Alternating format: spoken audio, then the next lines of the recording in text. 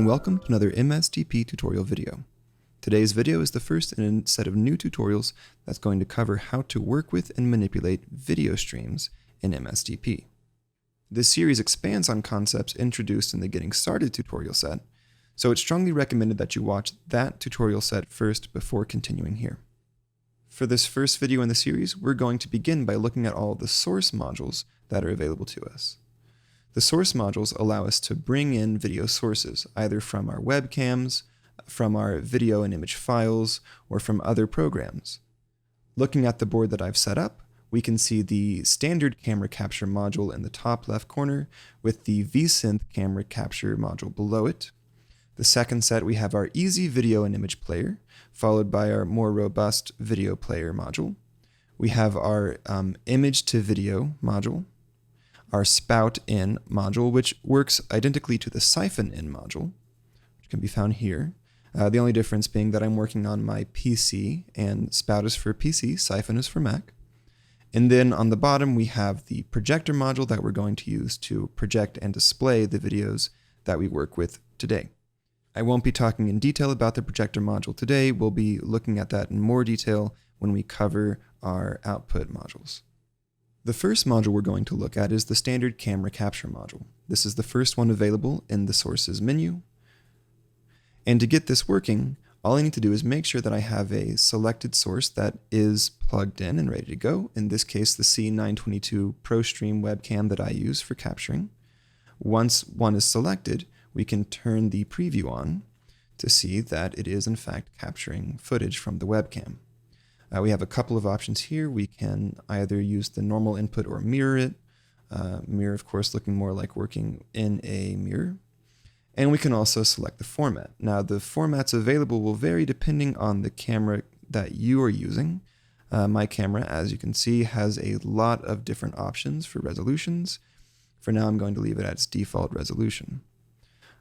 Now, a source input can go on to other modules to be manipulated and modified in a variety of ways, but for today, I'm simply going to send our inputs on directly to the projector. So, in the output section of this module, I'll set one of them to a new value. So I'll set this as our first video stream, and I'll bring in our first video stream over in our projector.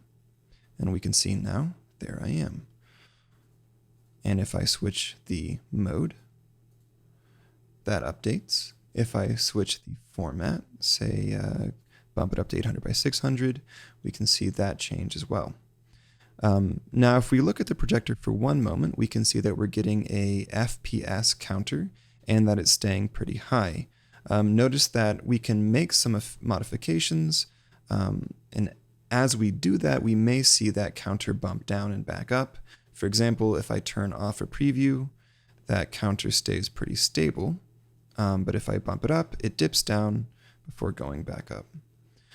Also, the output FPS will be limited by what the input FPS can handle.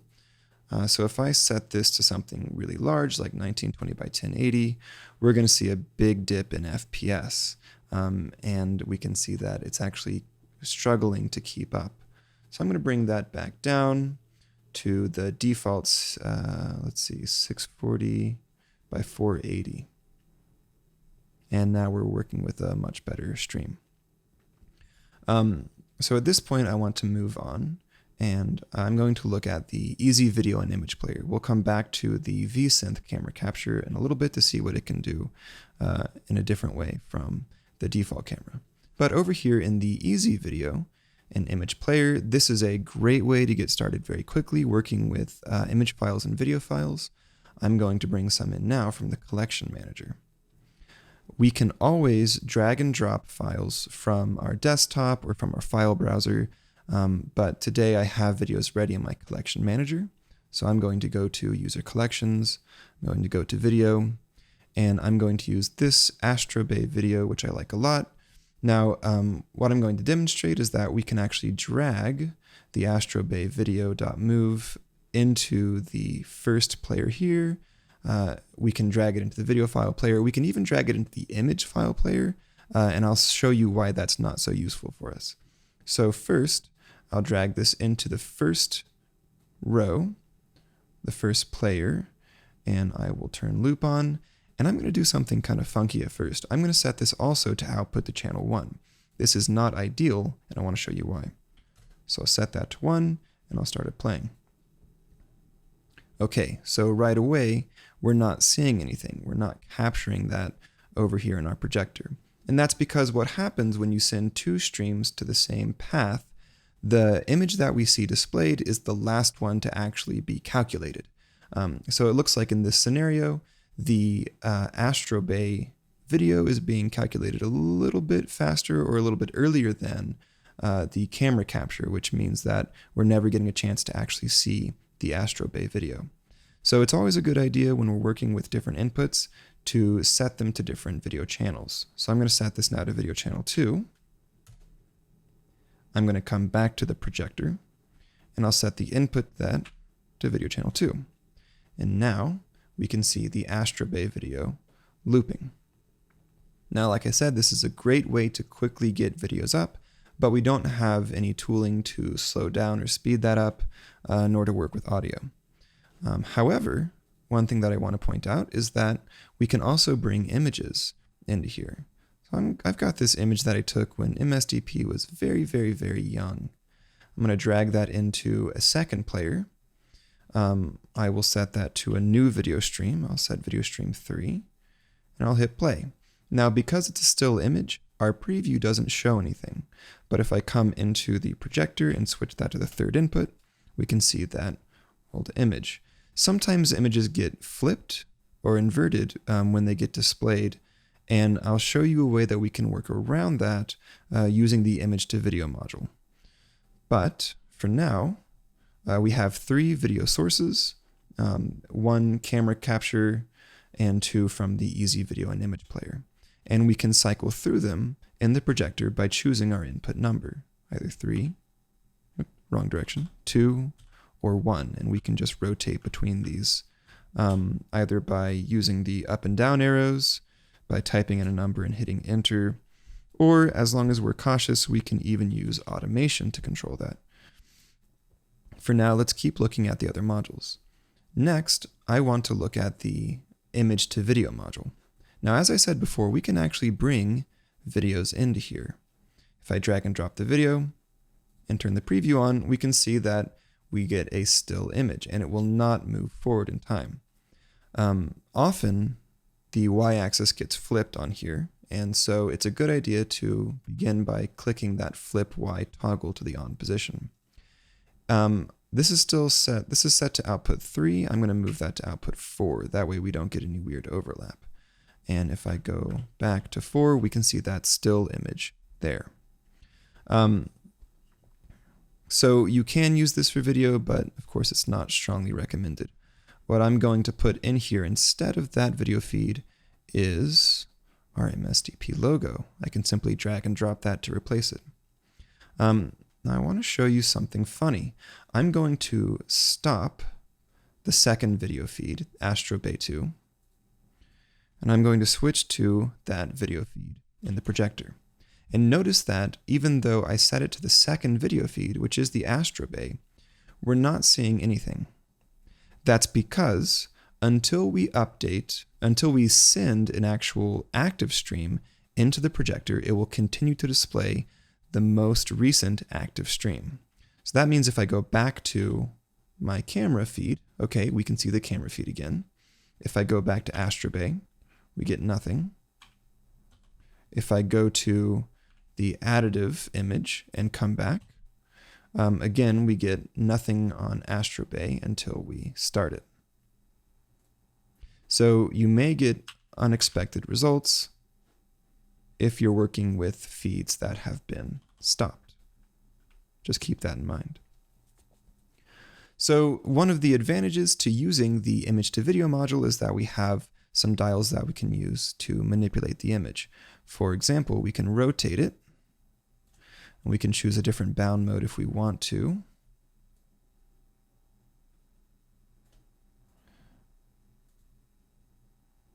Clip is a fun one. Wrap, as we can see with wrap, that image just has a black background. And fold can get kind of funky. My favorite to work with is clip, where we get duplicates. Clip and rotate go together quite nicely. Or zoom and rotate go together quite nicely. We can zoom in, but we can also zoom out. If we zoom and rotate, we can get this sort of infinite texture from anything that we work with. Now notice that I have previews on for both of these modules, and I'm not really seeing an impact on the FPS. With the MSDP 2.1 update, preview images are far less impactful on the final scene generation. If you're using MSDP 2.0, previews can have a rather large impact on the FPS for the final output. Just keep that in mind. But it does seem like now they aren't very taxing. So we can zoom, we can rotate, we can create an offset for both the X and Y axis, and so we can see the image to video module is a lot more malleable than the easy video and image player. In the same way, the fully featured video module is more malleable for videos. So let's look at that file player next. I will go back into my user collections, grab a different video. I'll get this Blade Runner one, and I'll drop it in, turn on the preview, and hit play. Now I'll choose, oh, I've already set this to output 6, but I can see those are both set to output 6. Not so useful, so I'll switch this to 5 instead. And then I'll update our input on the projector to 5. Whoops, bit of a precursor for something yet to come. Okay, I need to fix my inputs and outputs. So now we can see that I've set this to 6, preview is on, we're viewing it over here. One advantage that the full video file player has over the easy video file player is that it can also output audio if that video has audio in it. This video does not, so we're not hearing anything. Another fun thing we can do is we can manipulate the speed, speeding it up, slowing it down, and even reversing it. Keep in mind that dial min and maxes are always set to be a recommendation. And if we want to go beyond the limit, we can always click on the number box and either drag up and down to get some drastically higher and lower numbers. Or we can click on the number box and type in the value that we want. So I could type in 20, hit enter, 10, hit enter. I can even use my arrow keys to gradually change that value. Another thing we can do is we can scrub to a specific location within that video. And we can set custom start and stop loop points. So as this reaches the end of that section, it loops back to the beginning of that section. So again, it's a much more versatile tool than the easy video file player, but sometimes you just need a video to start really quickly, and that's where the easy player really comes in handy. Next, let's look at something different, the Spout In module. Now, Spout and Siphon are tools for PC and Mac, respectively, that allow us to send video streams from other programs into MSDP and from MSDP out to other programs. So Spout In and Siphon In will allow us to capture feeds from somewhere else. There are many other programs that have Spout and Siphon functionality, including tools like Resolume and After Effects.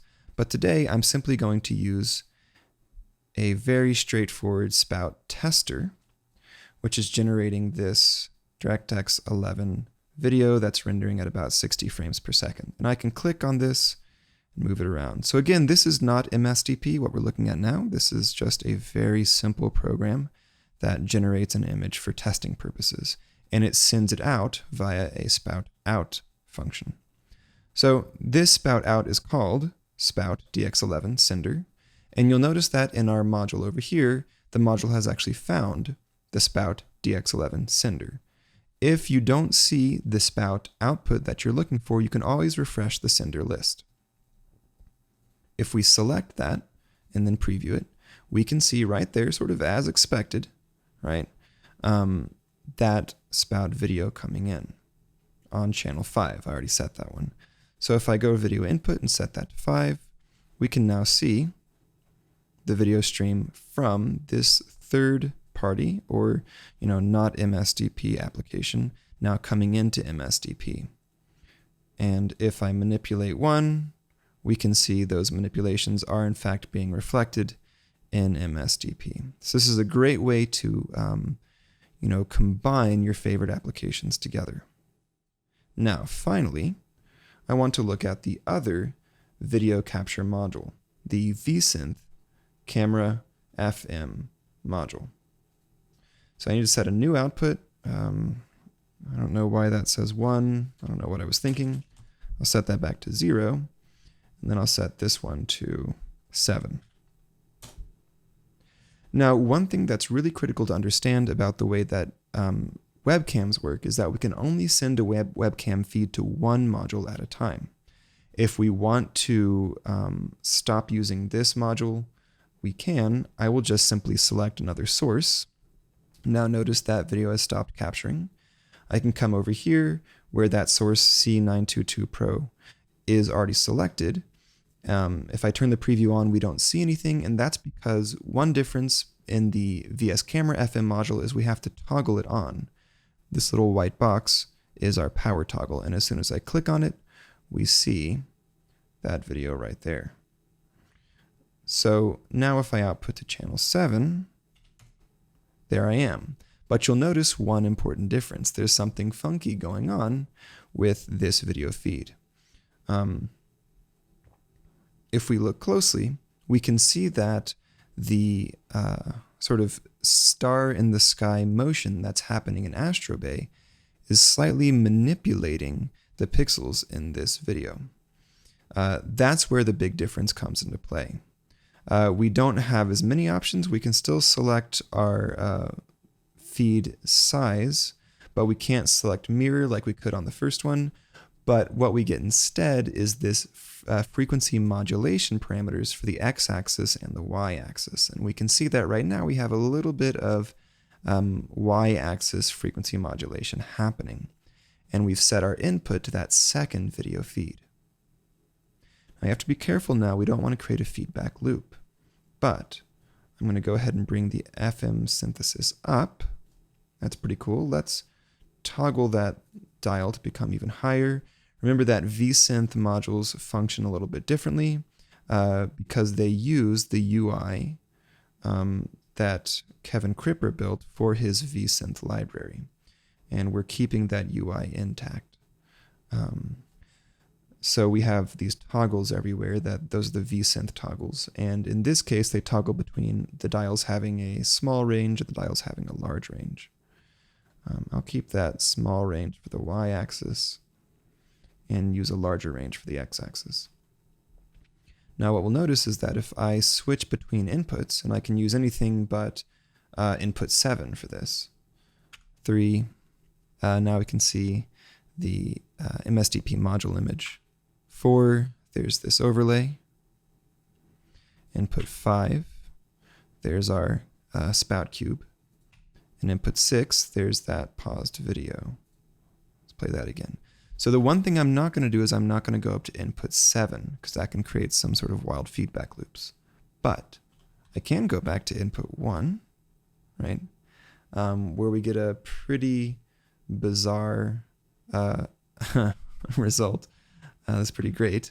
All we want to do is we want to make sure to avoid feedback loops with our inputs and our outputs. And we'll look at why in a future video. But as we can see, we have a lot of options available to us for our input sources and a lot of great ways to combine various inputs to manipulate and process in our projects. That wraps up today's tutorial video. Thank you for watching, and we'll be back soon with more.